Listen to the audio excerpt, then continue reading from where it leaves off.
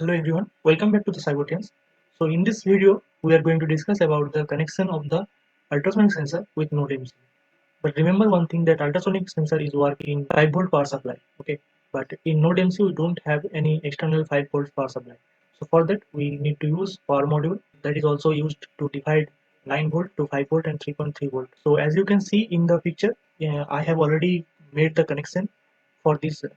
Okay, this is the power supply module and this is the your power adapter.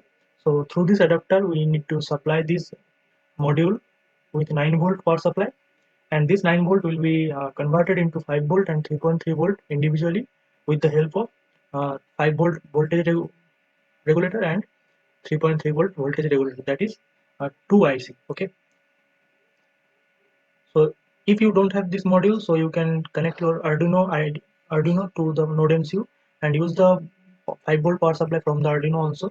The process is same, just replace this module with your Arduino 5 volt and ground power supply. Okay, so let's see the connection. As you can see, this is the Node MCU that I have connected to the ultrasonic sensor.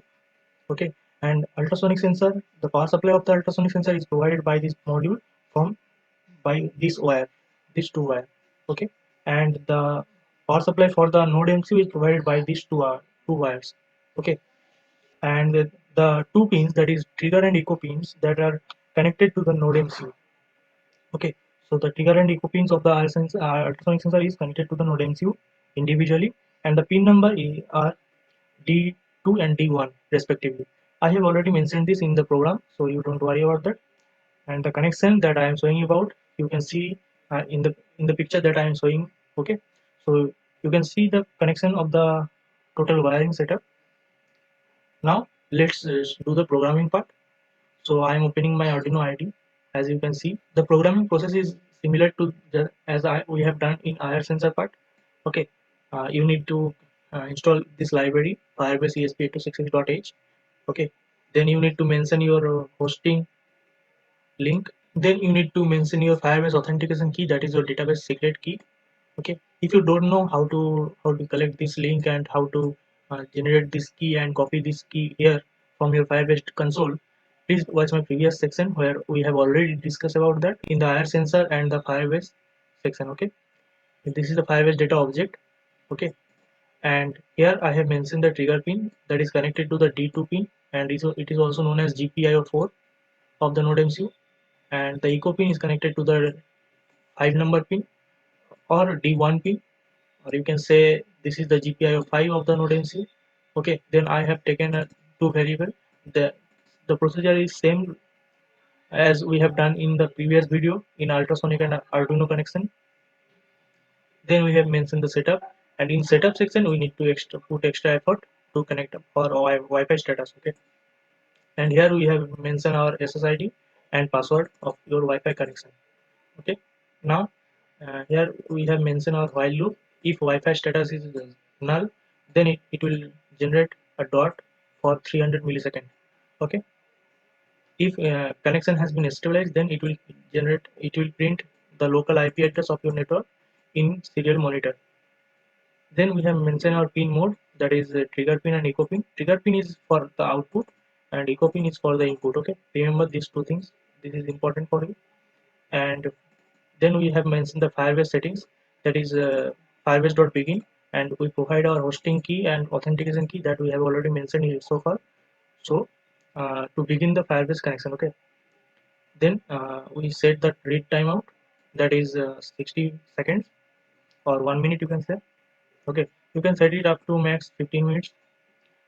And then in the loop we have mentioned our ultrasonic sensor that we have already discussed in the previous section also, that we need to low the trigger pin at first, then we need to high the trigger pin, then again we need to low the trigger pin, then we can get the echo from the echo pin. Okay, then we can convert this echo response in a pulse in response by using this function. And when we convert this pulse in function, will do the calculation for us and give us the duration of the returning pulse. Okay, when we get the duration, then we will multiply this into the distance and time formula of the sound wave, and that is 0.034 by 2 into duration equals to distance. Okay, so we get the distance, and now if the distance is greater than 8 centimeter. Okay, I am calculating this in centimeter. In the previous video I have already told you how to calculate in inches or feet. Okay, so I am not mentioning here also. So if distance is greater than 8, then it will send to the database as 1. Okay, that means something is coming from your sensor, coming towards your sensor. Okay, sorry, something is going from your sensor matlab, if the distance is greater than 8, then it will send the firebase as a response 1. That means some objects is going outwards from your radius. Okay, and if that the distance is less than 8, okay, then it will send 0. That means something or some object is coming towards you or towards your sensor. Okay, now let's check the reading. When Let me upload it for you. I am connecting my node MCU to the USB port. Okay, make sure that you have already turned on your power module through adapter, and after the turning on the light, you can use this button to turn on the power supply from these two pins, that is 5 volt and 3.3 volt. Okay, so I am turning on this switch. Okay, now you can see we are getting 5 volt and 3.3 volt for node MC. Okay, now let me upload this program for you. I'm going to pause the video to because it will take some time. So as you can see that our uploading has been done. Okay, now let's open the serial monitor. Okay, and you can see that past reading has been printed. That means we have passed our data to our Firebase database.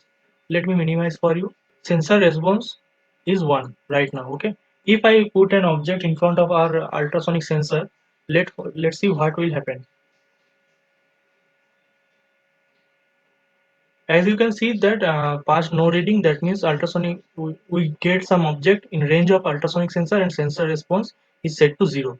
If we remove the object or we can extend the distance, then when the distance is greater than 8 centimeter, then it will detect past reading. Okay, and send this to the database as 1.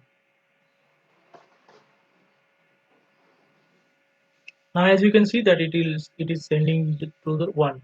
Okay, now again I am getting closer to our ultrasonic sensor. It is set to 0. Okay, so you can see you can use this sensor in front of your door, and you can use this as a intruders alarm, so that if anyone pass through your door, or if anyone pass through your getting closer to your door, you can detect this. Okay, thank you. So for this, now I'm going to close this video. Thank you so much for watching this video. Please watch my next video where I am going to discuss about the temperature sensor, that is DHT22. Okay, thank you so much.